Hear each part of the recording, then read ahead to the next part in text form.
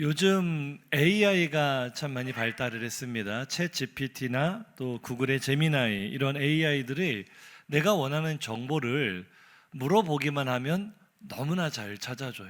우리가 책을 가지고 공부하는 것보다 훨씬 더 빠르고 쉽게 많은 정보를 알려주는데, 문제는 가끔 이 AI들이 거짓말을 해요. 모르면 모른다고 하면 되는데 마치 가짜가 진짜인 것처럼 속여서 대답을 할 때가 있어서, 이제는 이 거짓 정보를 잘 분별하는 것이 능력이겠다, 이런 생각이 드는데요. 혹시 우리나라 조선시대에도 이런 AI가 있었다는 걸 아십니까? 잘 모르세요? 인터넷도 필요 없는 최첨단 AI인데, 특별히 우리 조상님들은 거짓말을 하지 않는 AI를 썼다고 합니다. 조상의 지혜라고 할 수 있죠. 어떤 건지 좀 소개를 해보자면 세 가지 AI가 있는데, 미국에 구글이 있다면 우리 조선에는 지글이 있습니다. 저 삼각형 커서가 빨개질수록 진실된 정보가 쏟아져 나오는 AI이고요. 또 미국에 구글이 있다면 두 번째로는 다굴이 있습니다. 인원이 많을수록 진실된 정보가 쏟아져 나옵니다. 세 번째로 보글도 있습니다. 일단 집어넣으면 진실된 정보가 쏟아져 나옵니다. 자매품으로 챗 GPT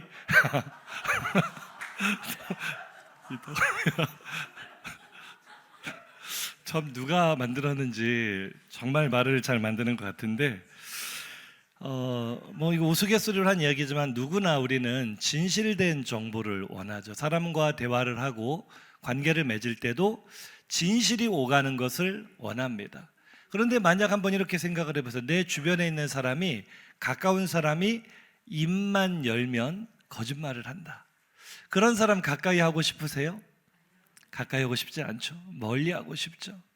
그런데 오늘 이 본문의 수신자인 디도는 그런 사람들을 멀리할 수 없는 그런 상황에 처해져 있었습니다. 무슨 얘기인지 우리가 지도를 다시 한번 보면은요, 우리가 사도 바울이 이제 3차 선교행을 마치고 로마로 투옥된 것까지 우리가 사도행전에서 보았죠. 사도행전은 1차로 사도 바울이 로마의 감옥에, 정확하게는 가택 연금 상태에 묶여있는 상태에서도 열심히 복음을 전했다, 이렇게 사도행전은 마무리가 되지만, 그 이후의 행적은 우리가 약간의 추측과 또 이 목회 서신들의 이 정보들을 가지고 좀 취합해 볼 수 있는데, 어쨌거나 사도 바울은 첫 번째 투옥 때 사형을 당하지 않았습니다. 석방을 받아서 이제 조금 잠시 동안 자유의 몸이 되어서, 아마 여기는 추정인데 그의 꿈대로 당시 세상의 끝으로 여겨졌던 스페인을 가지 않았을까, 서바나로 가겠다라는 그의 계획이 있었기 때문에 그런 추정을 하고요. 그 다음에는 이제 실제 목회 서신이 나오는 경로인데, 바울이 다시 소아시아 지역으로 자신이 선교했던 선교지들을 한번 쭉 돌아봤던 것 같아요. 그 첫 번째 관문으로 지나쳤던 곳이 바로 저 그레데 섬입니다. 지중해에 떠 있는 이 크레타 섬이죠. 지중해에서 5번째로 큰 섬이고, 우리나라 제주도의 약 4배에서 5배 정도 되는 큰 섬입니다. 그런데 이 바울의 마지막 여정에 아마 그의 영적 아들들이었던 디도와 디모데가 함께 동행했던 것 같은데, 문제는 이 그레데 섬, 크레타 섬을 방문했을 때 바울이 디도를 여기에다 남겨놓고 계속 일정을 진행을 한 거예요. 이것이 디도에게 얼마나 큰 충격이었는지, 디도서 1장 5절을 이전 번역의 개역 한글 성경으로 보면 바울이 이렇게 말합니다. 내가 너를 그레데에 떨어뜨려 둔 이유는 하고, 디도가 이 섬에서 해야 될 사명이 무엇인지를 알려주는데, 지금 성경에는 너를 그레데에 남겨둔 이유는 이렇게 나오죠. 남겨놓은 이유는, 남겨놓고 갔는데 디도가 느낄 때는 마치 자신을 버린 것처럼 느껴질 만큼 이 섬이 아주 특별한 특징이 있는 섬이었어요. 그 섬 사람들이 아주 독특한 사람들이었는데, 바울은 그 섬에 대해서 이렇게 소개를 합니다. 1장 12절 13절 같이 한번 읽어볼까요? 그레데인 중에 어떤 선지자가 말하되, 그레데인들은 항상 거짓말쟁이며 악한 짐승이며 배만 위하는 게으름뱅이라 하니 이 증언이 참되도다. 그러므로 네가 그들을 엄히 꾸짖으라. 충격적입니다. 그 섬 사람들은 거짓말을 그렇게 잘한대요. 그리고 자기밖에 모르는 이기심으로 똘똘 뭉쳐있고 심지어 일하지도 않고 게으르게 행하는 사람들이라 엄하게 꾸짖어야 될 사람들이다. 쉽지 않습니다. 근데 이거에 그레데의 어떤 선지자가 이렇게 말했다라고 바울이 인용을 했는데, 실제로 보면 기원전 7세기의 그리스 철학자인 에피메니데스라는 분이 있습니다. 이 에피메니데스가 거짓말의 역설로 유명한데, 최초로 철학에서 패러독스, 역설이라는 개념이 등장한 것이 이분 때문인데요. 이분이 했던 말 때문에, 이분이 뭐라 그랬냐면 모든 크레타 사람들은 거짓말쟁이다, 이런 얘기를 했어요. 모든 그레데인은 거짓말쟁이다. 문제는 이 사람이 크레타 사람이었어요. 그럼 이게 어떻게 되는 거예요? 모든 크레타 사람은 거짓말쟁이라고 말했는데 자기가 크레타 사람이니까 그럼 그 말도 거짓말이네? 그러면 크레타 사람은 거짓말쟁이가 아니네? 뭐예요 이게? 뭐가 진짜? 이게 이제 역설이라는 개념이죠. 그것으로 유명한데, 여기서 중요한 것은 이 에피메니데스가 크레타를 거짓말의 대명사로 연결한 것이 전혀 근거 없는 이야기가 아니라 실제로 그 당시 세계에서 그레데, 이 크레타 섬 사람들은 믿지 못할 사람들로 모든 사람이 공감하는 그런 사람들이었다는 거예요. 그래서 이 그리스어 단어 중에 크레티조라는 단어가 있는데요, 이 크레티조는 크레타 섬 사람들처럼 행동한다라는 뜻이에요. 크레타 사람들처럼 행동한다라는 크레티조의 본래의 뜻은 거짓말한다라는 뜻이에요. 그러니까 우리가 당시 사람들이 어떤 인식을 알 수 있겠죠. 얼마나 그 섬 사람들이 거짓말을 잘했으면 아예 단어로 사전에 등록이 돼 있어요. 그 섬 사람들처럼 행하는 것은 거짓말하는 거야. 비슷한 예로 고린도 사람들처럼 행한다라는 단어는 음란하게 행한다, 음행한다, 이런 뜻이라는 것을 예전에 살펴봤죠. 그런 특징을 가진 것이 이 크레타였습니다. 그것뿐만 아니라 그 사람들은 게으르고 자기 욕심만 챙기고 또 반골 기질도 강했던 것 같아요. 기원전 67년, BC 67년에 로마에게 크레타가 함락이 됩니다. 정복을 당했지만 이 크레타 사람들 자존심이 강했어요. 로마에 복종하지 않습니다. 크고 작은 소요 사태, 폭동을 많이 일으켰어요. 그래서 바울은 이 크레타 사람들이 복음을 받아들이지 않는 이유에 대해서 그들의 기질을 이렇게 빗대어서 디도서 1장에 보면은요, 그들은 불순종하는 사람들이다. 그들은 어떤 권력과 권세 앞에 복종하지 않는 특징을 가진 사람들이다. 그래서 하나님께도 복종하지 않는다. 이렇게 설명할 만큼, 자, 어떻습니까? 우리가 일반적으로도 그냥 약간의 편견이지만 섬 사람들은 좀 거칠다, 바닷가 사람들은 좀 거칠다, 이런 이미지를 가지고 있지 않습니까? 아니에요? 우리 옆 사람 보고 한번 인사합시다. 제가 얼마나 부드러운 사람인데요. 제가 울산에 처음 왔을 때 누가 그러더라고, 이 방어진 사람들이 울산에서는 제일 거친 사람들로 그렇게 알려져 있다고. 남구에 가면 사람들이 부드러운데 동구 사람들은 성격이 괄괄하다고 하는데, 제가 볼 때는 아닌 것 같은데, 그런 편견이 있는 것처럼 이 그레데 섬 사람들이요, 거짓말 잘하고 이기적이고 게으르고 반골 기질이 있고 이런 특징들을 가지고 있는데, 문제는 바울 없이 디도 혼자서 이 사람들과 지내야 된다는 거예요. 그냥 잘 지내는 게 아니라 그들을 가르쳐야 돼요. 복음으로 훈계해야 돼요. 오늘 본문대로 하자면 그들을 엄하게 꾸짖어야 돼요. 그러니 얼마나 답답한 상황입니까? 그런데 디도가 처한 이 답답한 상황이 우리가 살아가는 모습과 크게 다르지 않아요. 우리 주변에 있는 사람들 한번 생각해 보세요. 믿지 않는 불신자들, 우리가 늘 관계를 맺고 살아야 되는 우리 주변 사람들을 보면 거짓말하는 사람들이 있습니다. 어제 이 다니엘 기도회 간증의 밤에 그 어떤 분이 그 병원에 입원했다가 만난 사람에게 크게 사기를 당했다, 이런 간증을 했었잖아요.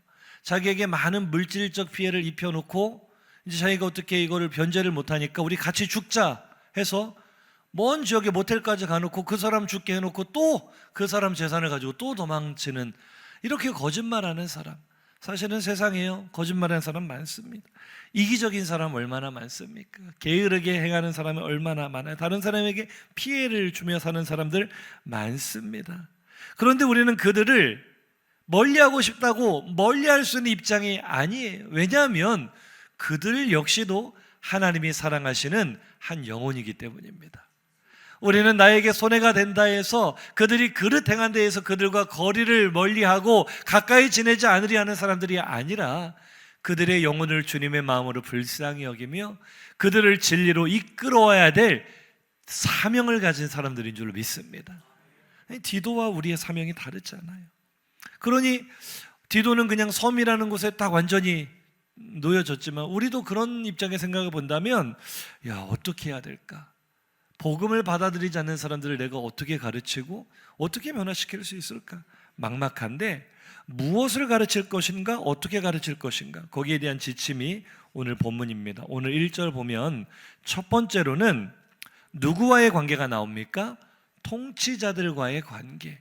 권세를 잡은 어떻게 보면 사회 권력, 지도층과 우리의 관계가 어때야 되는가, 그들의 관계가 어때야 되는가를 이렇게 가르쳐라라고 하는데 뭐라고 합니까? 통치자들과 권세 잡은 자들에게 어떻게 하라고요? 복종해라. 또 순종해라. 선한 일을 행해라. 이 말은요, 모든 권세가 하나님께로부터 왔다는 것을 인정하라는 하나님의 명령인 줄로 믿습니다. 우리에게 한번 이 이야기를 한번 적용해 보죠. 정치 이야기만 나오면 사람들 예민해요, 안 예민해요? 아주 예민해요. 특별히 나와 반대되는 이야기를 하면은 눈에 쌍심지를 켜고 싸우자고 덤비는 사람들이 많아요. 정치적 견해에 대해 사람들이 얼마나 고집이 강한지 가족 간에도 합의가 안 될 때가 많아요, 적어요? 많아요. 그래서 지혜로운 집은요, 저희 집이 그래요. 저희 집 가족들 모이면은요, 철칙이 하나 있습니다. 정치 이야기 금지. 거기에 더해서 이제 저희 집은 다 목사인데 여동생만 평신도잖아요. 그러니까 목사들 모이면 무슨 이야기 하겠어요? 교회 이야기 하죠. 그래서 교회 이야기 금지, 설교 이야기 금지. 무슨 얘기를 하고 살라는 건지 모르겠는데 다 금지입니다, 금지. 그런데 가족 간에도 그렇게 정치라는 것이 예민한 이슈라고 한다면 다른 사람에게, 피 한 방울 안 섞인 남에게, 심지어 이 디도의 입장에서는 로마의 지배를 받고 있으면서 그 로마 제국에 대해 반감을 가지고 있는 그레데 사람들에게 뭐라고 가르쳐야 된다고요? 권세에 복종해라. 이게 쉽겠어요, 어렵겠어요?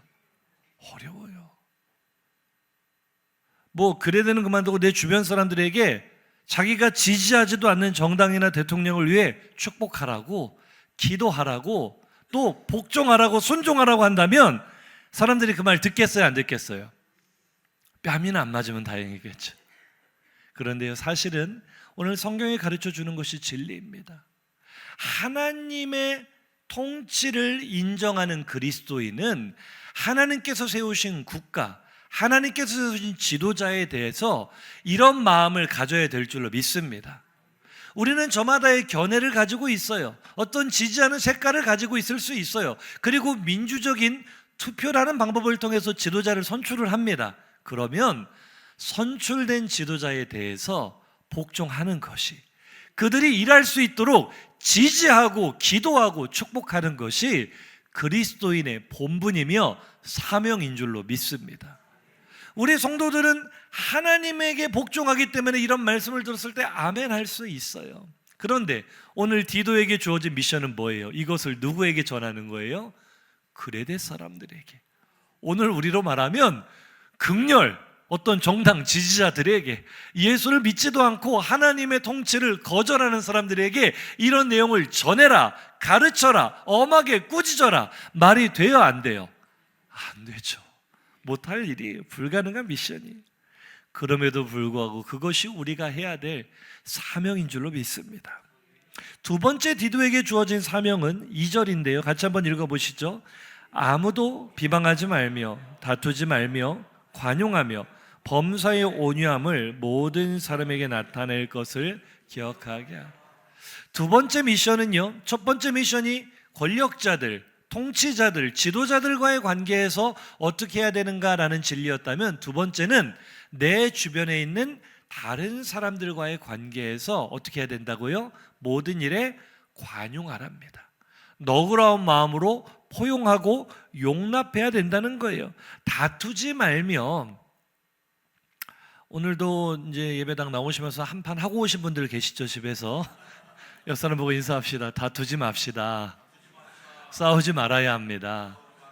우리는 항상 모든 사람과 다투지 말며 아멘 하는데, 그것이 가장 가까이 있는 가족들에게는 아멘이 안 될 때가 많은데요, 다투지 않는 것이 하나님의 뜻인 줄로 믿습니다. 비방하지 마세요. 내 마음에 들지 않는 사람 험담하지 마세요. 우리 예수 믿는 사람은 그렇게 사는 것이 옳은 줄로 믿습니다. 모든 사람에게 내가 온유하다는 것을 나타내야 돼요. 모든 사람, 나를 좋아하는 사람, 내가 좋아하는 사람이 아니라 혹은 나를 싫어하거나 내가 미워하는 사람이라 할지라도 우리가 그들에게 온유하고 친절하게 대해야 될 줄로 믿습니다. 옆 사람 보고 인사하십시오. 이 일을 위해서 그대를 울산 땅에 남겨놓으셨습니다. 믿으시면 아멘 하시기 바랍니다. 그런데 여기까지 두 가지 미션을 받았는데 쉬워 보이세요? 어려워 보이세요? 너무 어렵죠. 도저히 못하겠어요. 불가능해 보여요. 그냥 우리가 한 사람, 믿지 않는 사람, 불신자 교회에 나오도록 전도하는 것조차도 힘든데, 이 미션은 그냥 교회에 나오게 해라가 아니라 그들의 생각을 바꾸어라, 그들의 삶을 바꾸어라, 변화시켜라. 이걸 어떻게 할 수 있겠어요? 그들이 누굽니까? 예수 믿는 사람이 아니라 불신자들입니다. 복음을 받아들이지 않는 사람들입니다. 거짓말하고 이기적이고 게으르기만 한 그레데 사람들입니다. 그런데 그것이 어떻게 가능할까? 그런데 오늘 본문을 계속 읽다 보면 가능하다라고 말씀하십니다. 이제 그 놀라운 비밀과 반전이 이루어지는데요, 3절입니다. 크게 한번 읽어보시죠.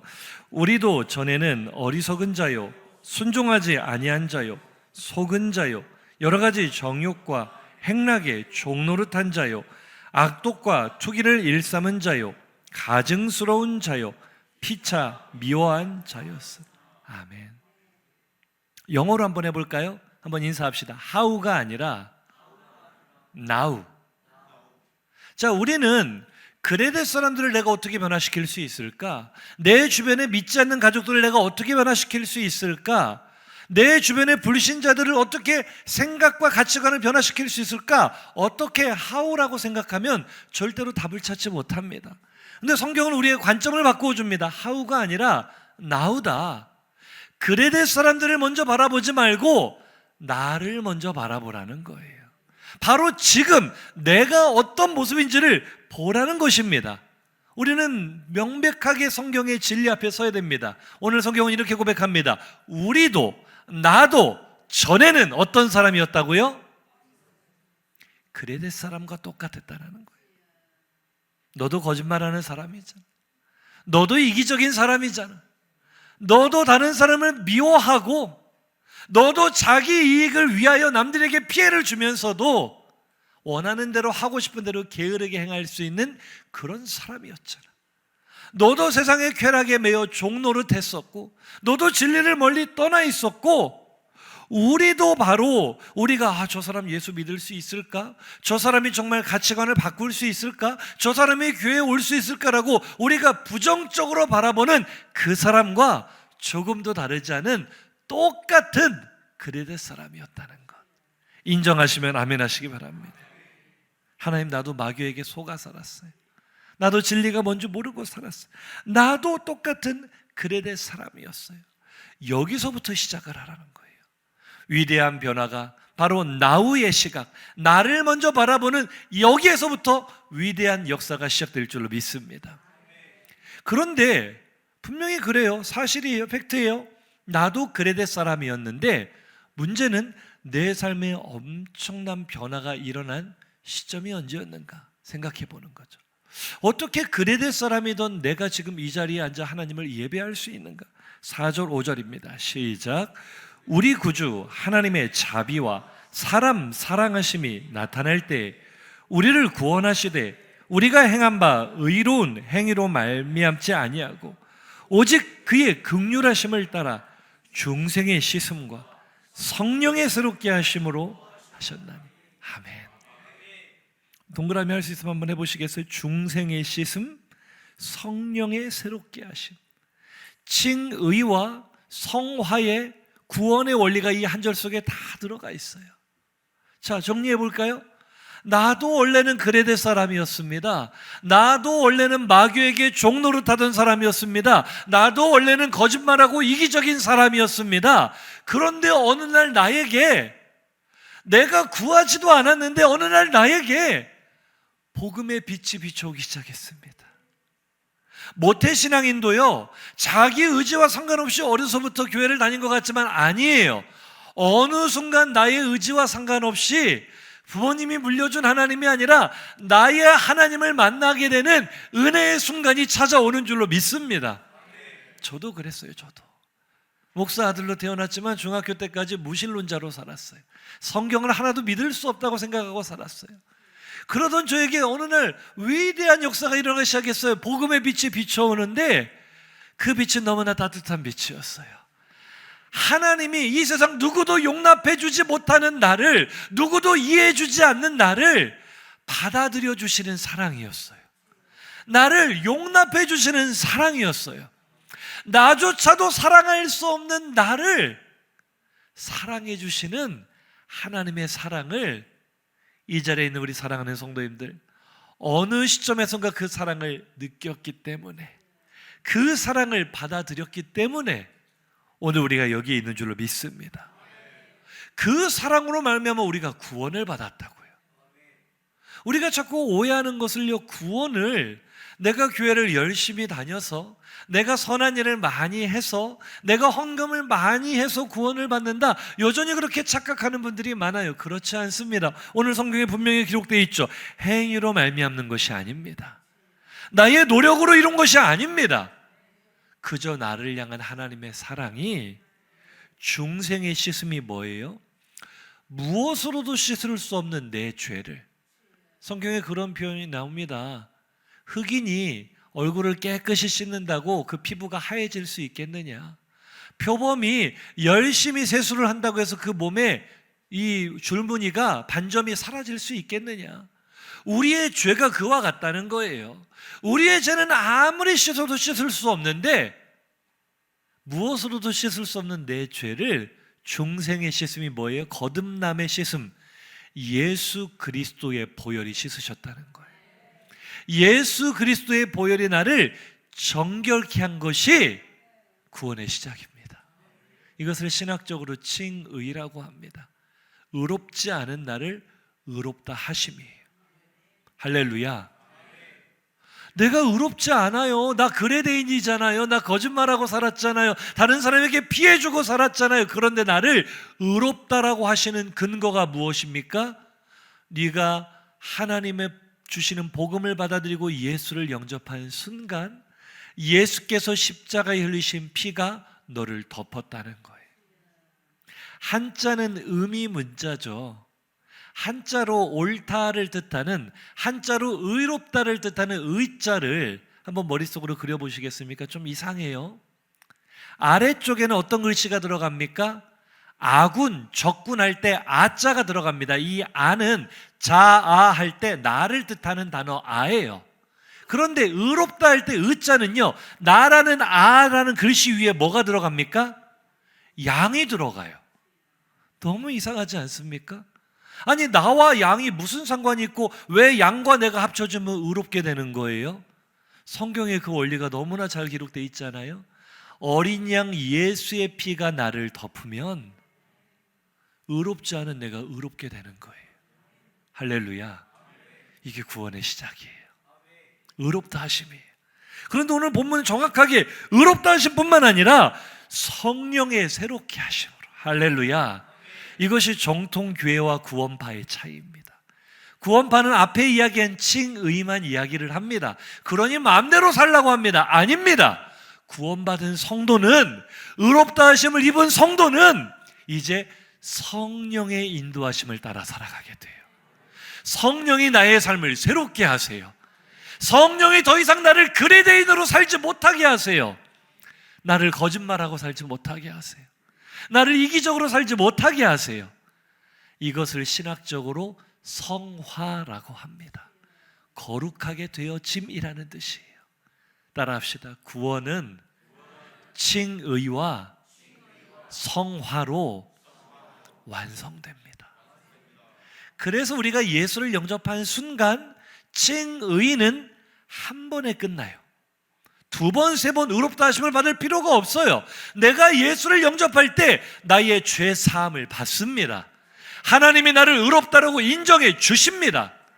그리고 그때부터 우리의 구원의 여정이 시작이 되는데요, 주님 앞에 서는 그날까지, 이 땅에서의 나의 숨이 닿는 그날까지 우리는 날마다 조금씩 거룩해져 가는 것입니다. 성화는 평생에 이루어지는 숙제예요. 그러니 내 옆에 있는 사람이, 저 사람이 예수 믿는 사람 맞나 싶을 때 있어요, 없어요? 차마 대답을 못 하시는데, 우리 집에 있는 그분을 생각하며, 같이 사는 그분을 생각하며, 저분이 정말 중생의 씻음을 받은 사람이 맞는가? 저 사람이 의롭다 하심을 받은 사람이 맞는가? 의구심이 들 때가 있어요, 없어요? 있죠? 옆 사람 보고 인사합시다. 정상입니다. 왜요? 의롭다 하심을 받았다고 해서 우리의 숙제가 끝난 게 아니고요. 한번 인사하시죠. 시작입니다. 만들어지고 있는 중입니다. 공사 중입니다. 천국 가는 그날까지 우리는 조금씩 예수님 닮아져 가는 거예요. 작년보다 올해 조금 더 나아지고, 올해보다 내년에 조금 더 나아지고, 그것이 우리의 구원의 여정이에요. 할렐루야. 의롭다 하심을 받은 성도가 거룩해 되는 삶의 걸음을 걸어갈 수 있는 줄로 믿습니다. 우리 모두가 이 은혜를 경험했다는 거예요. 할렐루야. 그래서 결론이 어떻게 돼요? 6절 7절이에요. 우리 구주 예수 그리스도로 말미암아 우리에게 그 성령을 풍성히 부어주셔서 우리로 그의 은혜를 힘입어 첫 번째 의롭다 하심을 얻었죠. 그 다음에 영생의 소망을 따라 상속자가 되게 해요. 거룩함으로 하나님의 자녀답게 자녀의 권세를 누리며 살아가는 오늘 변화된 우리가 된 줄로 믿습니다. 이것을 요약하자면 이렇게 되는 거예요. 따라합시다. 복음은 그레데인을 그리스도인으로 만드는 것입니다. 이해가 되시면 아멘. 내가 원래 그레데인이었으나 복음이 내 안에 들어오므로 내가 그리스도인이 되었습니다. 이것이 우리의 간증입니다. 이것이 우리의 자랑입니다. 우리 모두의 동일한 고백인 줄로 믿습니다. 그래서 이제 우리는 이제 다시 원점으로 돌아와서 저 그레데 사람들을 어떻게 하지? 저 그레데 사람들을 내가 어떻게 변화시키지? 저 그레데 사람들을 내가 어떻게 가르치지? 걱정할 필요가 없다는 거예요. 이제는 관점이 바뀌는, 이런 고백이 바뀌는 겁니다. 따라합시다. 그레데 사람인 나를 변화시키신 하나님께서 저 사람을 변화시키지 못할 리가 없다. 할렐루야. 내가 받은 선물을 저들도 받을 수 있다는 것이 사명을 감당하는 우리 믿음의 출발이 되기를 주의 이름으로 축복합니다. 그래서 이제는 막막하게 생각할 것이 아니라 불신 가족을 어떻게 변화시킬까, 주변에 있는 믿지 않은 우리 동료들, 이웃들을 내가 어떻게 선한 길을 가르칠까 염려할 것이 아니라 우리가 전해야 될 것이 명확해졌다는 거예요. 8절이 결론이죠. 크게 한번 읽어봅니다. 시작. 이 말이 미쁘도다. 원하건대 너는 이 여러 것에 대하여 굳세게 말하라. 이는 하나님을 믿는 자들로 하여금 조심하여 선한 일을 힘쓰게 하려 함이라. 이것이 아름다우며 사람들에게 유익하니라. 아멘. 이 여러 것에 대하여 굳세게 말하라. 자, 우리의 말로는, 우리의 훈계로는 사람들 변해요, 안 변해요? 안 변해요. 우리가 지식적으로만 복음을 전해도 사람은 변하지 않습니다. 제가 오늘 말씀드린 칭의와 성화라는 구원의 원리를 아무리 논리적으로 설명을 잘해도 그것으로 사람들이 변화되지 않아요. 그런데 오늘 결론의 지침은 무엇입니까? 이 여러 것에 대하여 굳세게 말하라. 말해도 소용없는데요. 다시 한번요. 무엇에 대하여? 이 여러 것에 대하여 굳세게 말하라. 이 여러 것이 무엇입니까? 우리는 자꾸만 한 가지만 전하려고 그래요. 성경에 기록된 복음의 내용만을 전하려고 해요. 성경 이야기만 전하려고 해요. 그것이 아니라 오늘 본문의 지침은 다시 한번 보면은요, 너는 이 여러 것에 대하여 굳세게 말하라. 이 여러 것이 무엇입니까? 우리가 말하는 내용의 중심에는 언제나 복음이 있어야 돼요. 그러나 복음만이 아니라 여러 것, 무엇입니까? 복음을 중심으로 내가 복음을 만나기 전에 어떤 사람이었나? 복음을 중심으로 내가 복음을 만난 후에 어떤 사람이 되었는가? 이것이 우리가 전해야 될 여러 것인 줄로 믿습니다. 사람들에게요, 창세기부터 요한계시록까지 이야기 들려준다고 듣지 않아요. 그런데 이렇게 한번 이야기해 보세요. 우리 형편 다 아는 이웃에게, 동료에게, 가족에게 내가 옛날에 어떤 사람이었는지 당신 알잖아. 내가 옛날에 형편이 어땠는지 당신 너무나 잘 알잖아. 내가 늘 울상으로 내 얼굴이 비 내리는 호남선이 되어서 늘 흘러내리고 살았던 거 당신도 알잖아. 그런데 지금 내 얼굴 봐봐. 비 내리는 호남선이야? 아니지. 쨍하고 해뜰 날이지. 어떻게 이렇게 됐을까? 이렇게 이야기를 하면은요, 이게 이제 설교학에서도 말하는 내러티브 설교예요. 내러티브. 사람들이 관심을 갖게끔 만드는 거예요. 제가 뭐 심심해가지고 채찍비티 이런 걸 가져오는 게 아니라 좀 듣게 하려고, 뭔 얘기 하려는 거 좀 궁금해서라도 듣잖아요. 이야기하는 거예요. 내가 옛날에 어땠는지 당신 알잖아. 그런데 내가 이렇게 극적으로 변화된 이유가 뭔 줄 알아? 내가 예수를 만났어. 내가 복음을 만났어. 나를 용납해 주시는 하나님의 사랑을 내가 느꼈어. 이 여러 것을, 나의 이야기를, 나의 간증을, 나의 복음을 말할 때 사람들의 마음이 움직이기 시작할 거예요. 사람들의 마음이 감동되기 시작할 거예요. 그래서 우리가 이야기하는 이 여러 이야기의 시작은 항상 이래야 합니다. 이렇게 시작하세요. 따라합시다. 전에는 그레데. 나는 전에는 그레데 사람이었어. 나는 이기적이고 욕심 많고 나밖에 모르고 거짓말하는 그레데 사람이었어. 나도 전에는 사회에 불만 많았어요. 집구석 들어가도 가족도 꼴보기 싫었고 사람이 싫었어요. 옆에는 믿을 사람이 아무도 없고 다 가식적으로만 보였어요. 거짓말과 탐욕과 게으름에 빠져 살았어요. 나는 그레데 사람이었어요. 그런데 내가 지금 180도 바뀐 것은요, 복음을 만났기 때문입니다. 이전의 나로부터 시작한 여러 복음의 이야기를 말해서 지금의 내가 결론이 될 때 사람들은 나의 이야기에 귀를 기울일 것입니다. 이전의 나를 공개하는데 주저하지 마십시오. 다시 한번 따라합시다. 이렇게 시작하자는 거예요. 다시 한번. 전에는 그랬대. 내가 전에 그랬다라는 것을 말해주는 거예요. 바울이 그랬어요. 바울은요, 어디에 가서든지 복음을 이야기할 때 꼭 빼지 않고 처음에 이 이야기부터 시작합니다. 디모데전서 1장 13절 시작. 내가 전에는 비방자요, 박해자요, 폭행자였으나. 여기까지만 볼게요. 바울에게 있어서 유쾌한 고백이 아니죠. 지금 모든 성도들이 우러러보는 교회의 지도자로서 내가 전에 교회를 핍박했던 사람이었다. 내가 전에 예수 믿는 사람들을 잡아 가두고 옥에 집어넣고 죽이고 스데반을 돌로 쳐서 순교시키는 자리에 내가 증인으로 섰던 사람이다. 아주 몹쓸 사람이었다. 이런 이야기가 숨기고 싶은 이야기 아닐까요? 그러나 바울은 그렇게 하지 않았어요. 복음을 전할 때마다 전에는 그레데라고 고백합니다.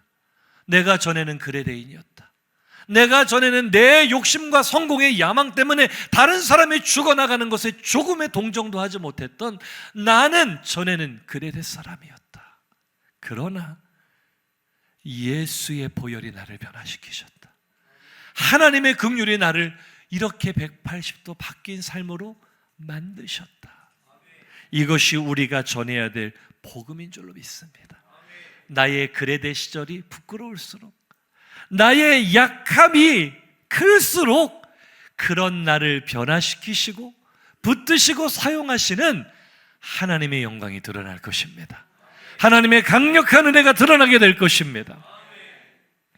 제가 화평교회 처음 부임했을 때요, 아시다시피 저는 울산에 아무 연고가 없었잖아요. 아는 사람도 없고 친척도 친구도 없고 진짜 아무도 모르는 곳에 왔는데, 와서 깜짝 놀랐던 것이요, 세상이 참 좁구나를 느꼈던 것이, 세상에 와보니까 우리 교회 어떤 집사님 부부와 우리 아내의 대학교 선배가 아는 사이예요. 아니, 그것도 그냥 아는 사이가 아니라 같은 대학교 선교단체 출신이라서 잘 아는 사이예요. 그런데 그 이야기가 어떻게 또 연결이 됐는지 그 집사님 부부하고 이분하고 이야기를 하다가 그 사모님이 우리 화평교회 담임 목사님 사모님으로 오신다라고 했을 때 그분이 그렇게 좋아했대요. 너무 좋은 분이다. 천사다, 천사. 화평교회 복 받았다. 그럼 우리 집사님들이 기분이 얼마나 좋으셨겠어요? 그런데 그분이 이야기를 하다가 혹시나 해서 근데 그 담임 목사님이 혹시 그때 그 당시에 남자친구 아니었냐고 물어보더래요. 그래서 우리 집사님들이 잘은 모르지만 목사님이 연애를 오래 했다고 하니까 아마 맞을 거라고 그랬더니 그분이 사모님은 참 좋은데 목사님은 조금 그분이 맞다면 조금 애매하다. 인사합시다. 전에는 그랬대. 제가 그 말을 듣고도 참 할 말이 없었고 참 인생 열심히 살아야겠구나. 어디 가서도 잘해야 되겠구나. 한 번 더 인사합시다. 세상 좁습니다. 아니 뭐 변명할 수 있겠어요. 제가 옛날에 청년 때 방황하고 복음을 떠나 살고 예수 믿지 않는 불신자처럼 살아가고 세상 향락에 취해 있고 부끄러운 과거가 있어요. 그런데 오늘 본문에 뭐라고 합니까? 이것이 아름다우며 유익하다. 오늘 우리 성도들에게 얼마나 큰 즐거움을 줍니까? 목사님이 어려서부터 아주 그냥 엘리트 코스만 밟아서 아주 착하게 그렇게 살아왔다면 사람들이 별로 감동을 안 받아요. 그래 너는 그랬나 보다 이러는데 제가 전에는 그랬대 그러면 되게 좋아해요. 속은 있어서. 옆 사람 보고 인사합시다. 그대도 전에는 그랬대. 우리는 다 그랬어요. 십자가의 원수였어요. 이기적인 인생이었어요. 그랬던 자가 지금은 한 교회를 목양하는 담임 목사가 되어 하나님의 말씀을 전하고 성도들을 사랑하고 성도들을 세우고 기적이 달리 기적이 아니고요. 이것이 복음의 능력입니다. 그레데인을 그리스도인으로 만드는 복음의 능력인 줄로 믿습니다. 나 같은 사람도 됐다면 저 사람이 안 될 리가 없잖아요. 우리 집구석에 있는 그 물건이 안 될 리가 없잖아요. 그레데 사람인 나도 그리스도인이 됐다면 여러분 집에 그레데인이 있다고 낙심하지 마십시오. 여러분 주변의 삶의 환경에 그레데 사람들이 많다고 실망하지 마십시오. 그레데인을 그리스도인 만드는 복음의 능력을 믿으시기 바랍니다. 말씀을 줄여 마치겠습니다. 고린도서 5장 17절입니다. 시작. 그런즉 누구든지 그리스도 안에 있으면 새로운 피조물이라. 이전 것은 지나갔으니 새 것이 되었다. 아멘. 이제 우리는 새 것이 되었습니다. 전에는 그레데, 여기를 공개하는 것, 나의 이전의 부끄러움을 공개하는 것 중요하죠. 그러나 더 중요한 것은 지금 내가 그리스도인이 되었는가라는 것입니다. 소경이 소경을 인도할 수 없듯이 그레데 사람은 그레데 사람을 인도할 수 없어요. 전에는 그랬대라고 말할 수 있는 사람은 지금 그리스도인이 된 사람만 말할 수 있는 것입니다. 그래서 오늘 말씀을 마음에 새기며 우리가 다짐할 것은 하나님, 나를 그레데인에서 그리스도인으로 만들어 주셨는데 혹시 내가 아직도 그레데인으로 살고 있다면 오늘 성령의 은혜를 다시 한번 내게 부어주사 새 피조물 되게 하옵소서. 나를 새롭게 하옵소서. 결단하심으로 우리 주변의 많은 그레데 사람들을 그리스도께로 인도하는 그리스도인으로 사시기를 예수 이름으로 축복합니다.